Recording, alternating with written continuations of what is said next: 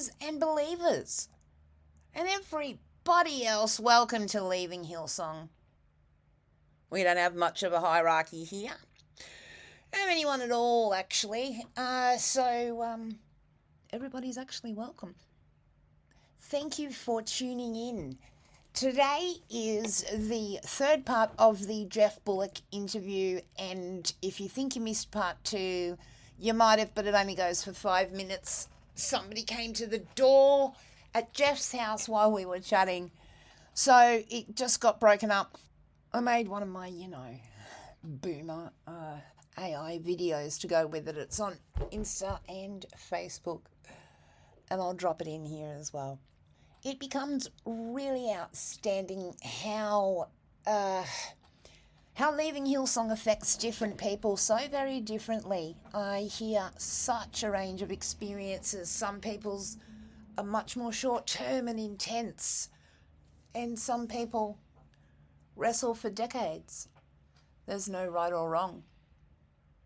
But what you will hear is the story of old friends and, what happens when things change. And it's just so apparent how close these people were to each other in the early days. And the rest is yet to come out. Yeah, if you're under 20 or you've been in a coma for 20 years and you don't know who Geoff is, he was one of the original pastors of the Hills Christian Life Centre, which became Hillsong, and he is responsible for the word Hillsong. Although recollections do vary, but then Houston memories are ever changing and ever being rewritten. Geoff left in 96 and has continued as a solo artist. He was definitely a feature of my childhood time, teenage years at the old Hills CLC, and again, the only person to stand up, be named, and stand next to me when I first started writing, when I first started investigating. And I had no idea at all of the level of trauma at the time, in the mid-2000s. Some idea, my own self, but... So the cost of speaking for Geoff has been great. And yet, as you'll hear, there's just so much compassion, so much openness, and so much honesty. Pretty raw stuff. And of course, Geoff is the author of our own theme song and kindly donated his music to our little project right from the start. Love that song. Thank you, Geoff. So grab those snacks, get comfy, and let's get into a spiritual milkshake, part 3, with Geoff Bullock. This was recorded before the verdict was delivered. I have pestered Geoff, but we couldn't make a time before this got published to talk about the verdict. I guess my first memory of you, because I remember I had no interest in this music side. I couldn't understand why music was a thing at church. You all went to your music conference once a year, and, that was your thing. And sometimes girls ran around on stage with ribbons, didn't get that either. Why are we doing that? Yeah. That'll never go anywhere either. I mean, they were great songs. We loved it. We did look like... And then Shazam. We took sorry. over the world. I remember you at a picnic. There was some picnic after church at the park, and there were kids everywhere. And I remember your tiny little, perfect little angelic array of children. Yeah. Do you remember me back then? Yes, I remember you clearly. Yeah, I remember you clearly. I remember when we reconnected in 2005. No, I can still remember where you used to sit in the congregation. Oh. You were a couple of rows back with Mum and Dad. And sometimes with the... I was like, Because I've told these people about my parents. No, I remember you. I remember your mum and dad. No, I remember those days. That was back in the warehouse. I remember you back in the warehouse. Yeah. You know, Good that old, was, good old fun times. Pre-Narby days. there were pre-Narby days, pre-George days, pre-George, pre-Michael Murphy. Pre-Michael Murphy. When did he rock up? Well, Michael Murphy was there in the early days, but he didn't become full-time till 1987. He went full-time about the same time when we'd torn down the walls in the warehouse, which we did in 1986. And Michael and I started about the same time. Because I'm thinking, what did Mike Smith become? Because Mike Murphy becomes Brian's right-hand man or something. Yeah, so what happened? I remember Michael. Yeah, I remember Michael. Funny enough, I don't remember Michael being. Michael must have left pretty early because I know Michael Murphy. He shared one of the big 2-bar offices on the corner, and so he by that stage was sort of one of the rising stars of the show, and he was a bit more socially palatable. I don't know. Darling Michael, he was just a beautiful, genuine man. Yeah. And there was no showmanship about Michael Smith. He was genuine from the top of his head to the soles of his feet, and he's still a very genuine man. And I really hope he knows he's he remembered that way, because they're sure he would have laughed. Yeah. I mean, yeah. How could How could a man like and there's not many of those. There are lots of people like that. Bob Wallace, Gary Cass, David Broughton, the Colemans, Jack and Elaine Coleman, all these people that were the pioneers that did all the work for Brian, the genuine salt of the earth people that just gave of their heart, gave of their lives, sacrificed time, money, family to lay the foundations of this thing. And as I've said before, I'll keep on saying again, you want to know who pioneered Hillsong? It is the people in the Hillsong graveyard, the ones that they have not only put them in a grave, they have put dirt over it, they put soil over it, they put a foundation over it, building on these people's graves, and they're not even remembered. And for Brian to get up and say he and Bobby pioneered Hillsong is a gross misrepresentation of the history of the organisation, and it's also a gross failure of character to even consider that. That's interesting. Yeah, okay, because it's not just, was it him or was it Frank that started Hillsong? It's all those other It wasn't, and it really wasn't me. It did. I played piano and wrote pretty songs. It was the people that brought the PA in the morning. It was the people that looked after the children's church. It was the people that set up the churches, the chairs, and put the coffee on back in the school days, in the early days of the warehouse.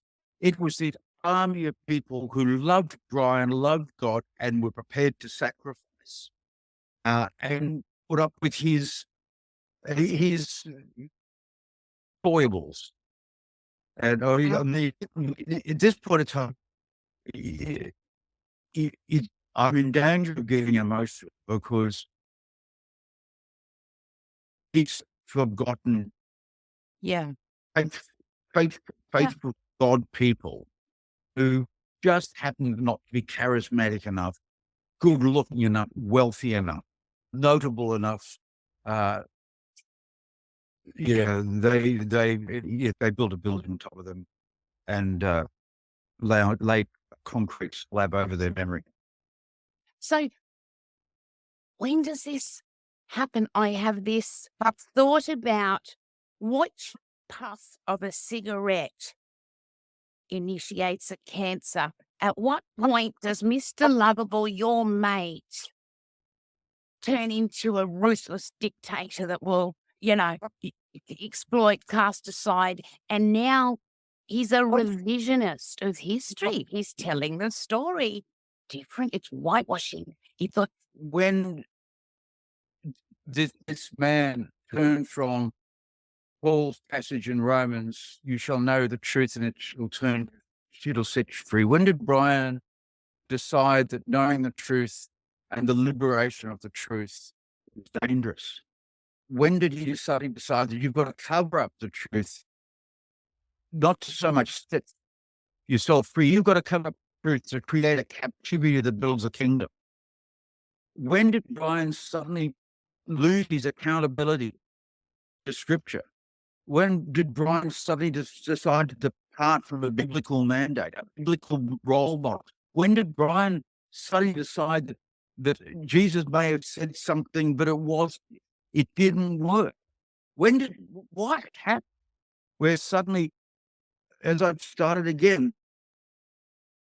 what is said in the Bible became secondary to the instruction manual of how to build a prosperous church and a prosperous ministry, and eventually be able to fly around the world in private jets. I don't know when it happened. oh, was it always like that? Was he like that from the beginning? I don't know, Tanya, and I don't want to make any presumptions.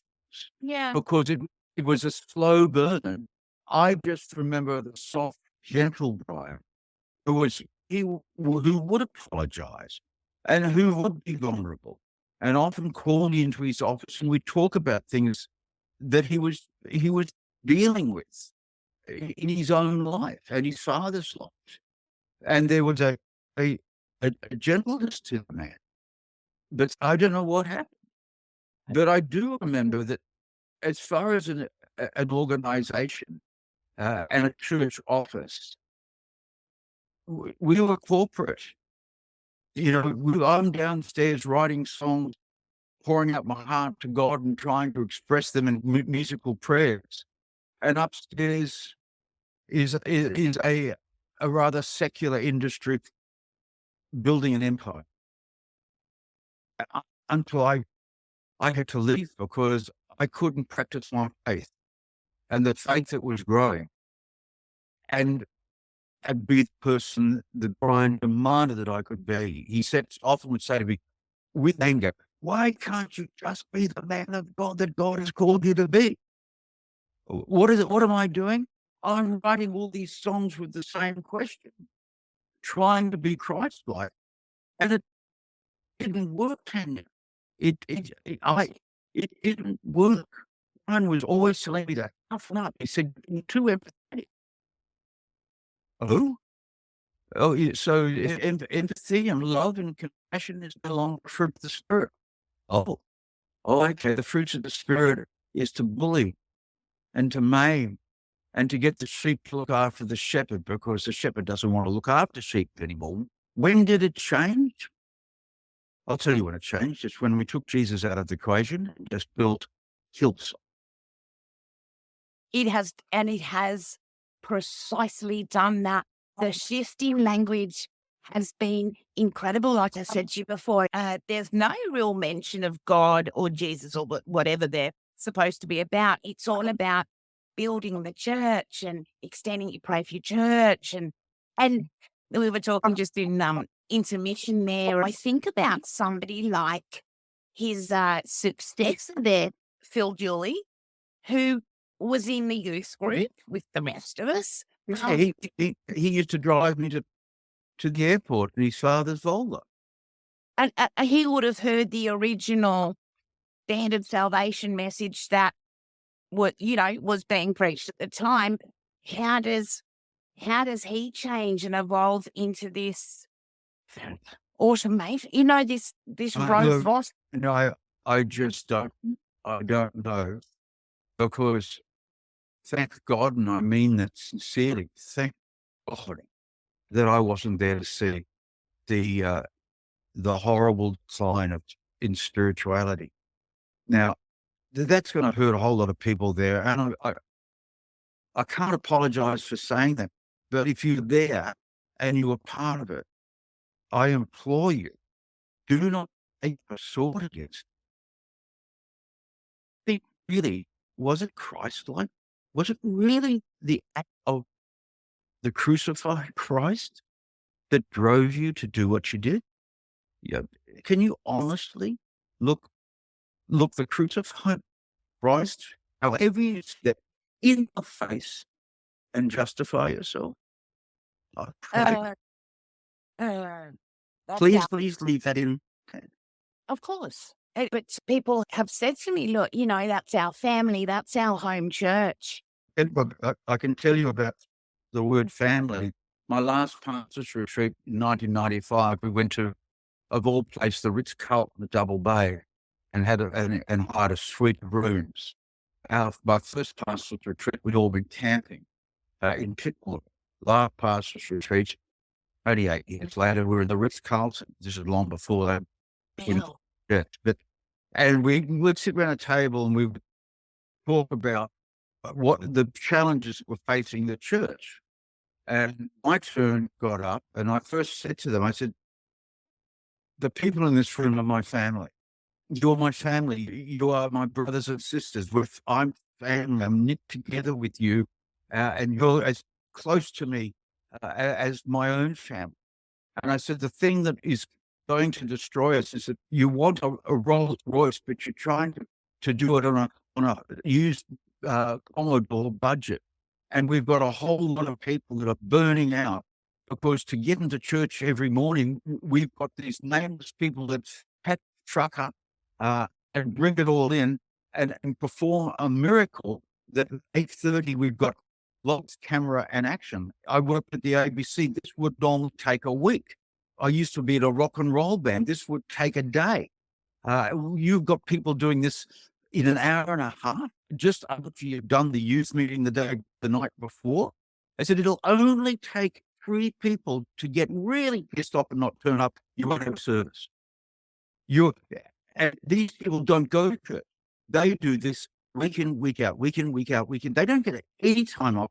They have young families, they've got careers, and they're doing it for God. And they're not even being fed. And Brian said to me a couple of months later, when I brought it up again, he said to me, Geoff, you're not a union rep. Your job is not to bring the grievances of the workers to management. No, your management, you go back to the workers and you tell them what management wants and tell them if they don't like it, go and find themselves church down the road. Oh.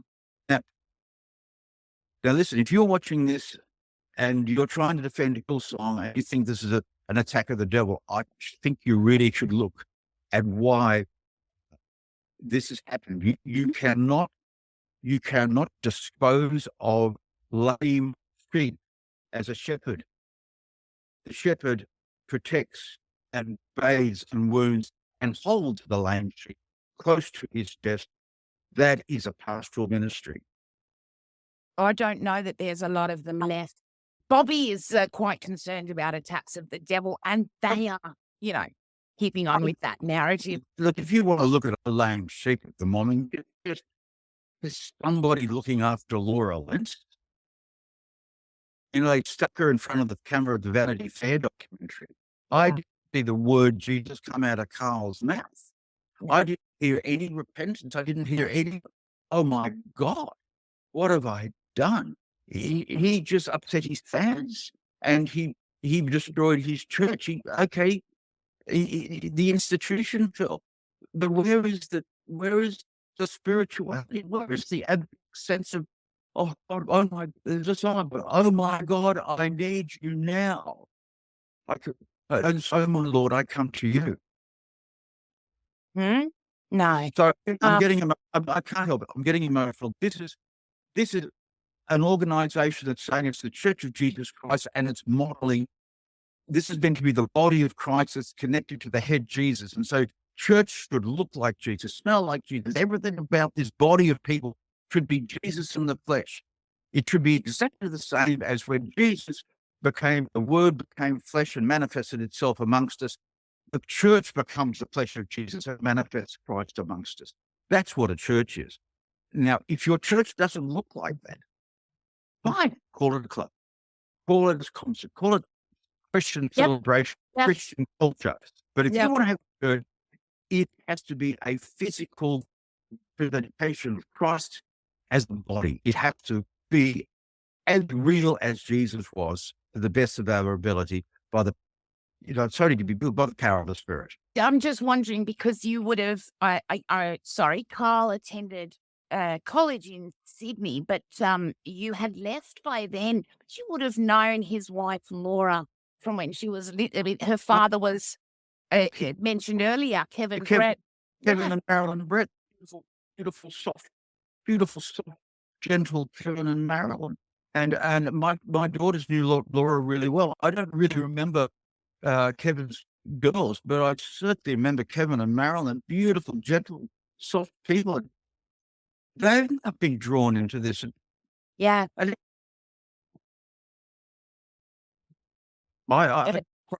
It's something there's Christ-like people wrapping their arms around them. It's an interesting situation, and as you may or may not know, we feel the participants feel quite scammed by the Vanity Fair narrative that we did not know. Who feels scammed by the Vanity Fair? Those of us that were interviewed for The Secrets of Hillsong streaming on Hulu. I spent a day with them. It was a huge, long day doing that. And yes, I think, look, and again, I worked in the industry, when you're dealing with a product, and it's for broadcast, and it's produced by a company that has to make money, in the end, it comes down to economic terms. It comes down to personalities and pictures and a storyline that's going to hook people in for 4 episodes. Sure. And for the American market, no one knew Brian Houston, no one knew Geoff Bullock, no one really cared about Hillsong Australia. It was all about Carl Lentz. And so keep people on their seats, Carl Lentz had to be the story. But Carl Lentz's ultimate kind of comeback, almost a little bit Pat Mesiti style, you know what I mean? Except, Jimmy Swaggart at least put on a good performance when he. Oh my God, I've sinned before you. All of that. Well, I hear they went out for a big lunch afterwards, but yeah. Did they? Did you know that? Well, the Swaggarts, that was the thing he threw on. I fell for it. No, but I've seen lots of failures, and to me, people say, there shouldn't be skeletons in your closet. You should be going through your closet every day looking for a skeleton, getting it out, and dealing with it. So, because you can't live with a corpse in your closet, you can't live with a corpse in your soul. It's going to smell and it's going to invade your life. You stay back to IKEA, get another one. So for Laura, why you have concerns about Laura? There was so much missing from Carl Lentz's apology. I just felt sorry that watching Laura up there and in tears, and what she said about you asked Brian just to deal with it gently for the sake of the family, and Brian hit the nuclear button, and which Brian always did. He said, absolutely, again, you're not going to like this, Brian, but not a thread of compassion. No, there's none there. Everything's disposable. He'll throw anybody to the wolves. He has got to the position where he will throw the truth to the wolves. It's incredible. Now, let's say, yes, what did you say? It's incredible. Right. Yes, incredible. It's tragic, because in the end, I can't help it. I want to hold the man and go, oh, Brian, for goodness sake, you're killing yourself. You're basically committing suicide on social media. Mate, you're just destroying everything about yourself. For goodness sake, you don't stop. The cancer is taking over you. It's disfiguring you. Mate, what's happened? What's happened? What's happened to my beautiful Brian? Isn't that just so surreal? The stubbornness or whatever it is that has gone on that causes him to, leave this legacy that for his kids, for his family. for the church, for the Christian church. It So, makes, so you know, unnecessary, Tanya. So unnecessary. We're talking a lot about, I don't look, I don't want to come across as some sort of wimpy, weak Christian. I just wish we'd just get basics. Can we just get back to basics? Can we just allow God to love us to love God, and deal with the personal transformation that it requires? That's it. It's just, we want to have a relationship with a higher power than ourselves that transforms us from the inside out, and we become, in a beautiful term, you can use the word, oh, he's Christ-like. A secular person would say he's Christ. It's a wonderful journey to be your own healer and become a better person, and to cheer on others when they're at the worst times. To go inwards and operate on themselves and remove the tumors and the cancerous growths and come out whole and heal. And that's my prayer for the lot of them. yeah, it's And I should leave it at that. I think it's a good wicked. Yeah, before I say to you, when did that sweet little girl he married turn into a wicked witch? Bobby. What happened to Bobby? I don't know what happened to Bobby, because I was very close to Bobby, because I think she felt for what was happening to Janita and myself. We had 5 kids in 10 years. We were ridiculously busy. We paid a pittance. And bless me, I did not become a wealthy man from Hillsong at all. Yes, there was a period of time where there were a lot of royalties, but I was also supporting 2 families at the time. And basically I've got a nice little income that still comes. But I remember darling Bobby, I don't know. Well, what can we do? Instead of, look, everybody wants just to put the knife in. Let's knife it, Let's just be the soldier that puts the knife in the side and get rid of them. Well, hallelujah, praise the Lord. If that makes you feel really good, then you're going to have to deal with that anger in your own life, because it'll eat you up. And if it eats you up, you become the victim. And in the end, why choose to be a victim when you could be an overcomer of it all? Yeah, Here, lovely. here the epistle of Geoff. And it's been wonderful talking to you. I really look forward Lovely. the second chapter and the third. Beautiful. Thank you so much, Geoff, because this speaks to so many people's struggles. I have used you as a guinea pig, the kind of original guinea pig of, being close to people believing in something and then wrestling with these questions that I don't think there are clear-cut answers to at all. Thank you, Geoff. You and I go back a long, long way. I remember you as a young teenager in the second or third row at Hillsong. Thank you, Tanya, for a great chat. Keep in touch. So there's your milkshake. Geoff had an appointment and I pushed him as far as I could with time, and he was so generous. I hope you enjoyed that conversation.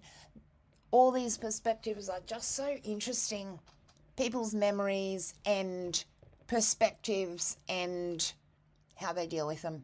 So a huge thank you to Geoff, and a huge thank you to you for tuning in and being a part of Leaving Hillsong Conversations. Really appreciate your time and interest. Thank you for your feedback, your messages, your comments. Fantastic. I get some really nice stuff, and it just goes a long way. Because as you know, this stuff is tough. You know it, or you wouldn't be this far into the old podcast. So a big thanks for all the support.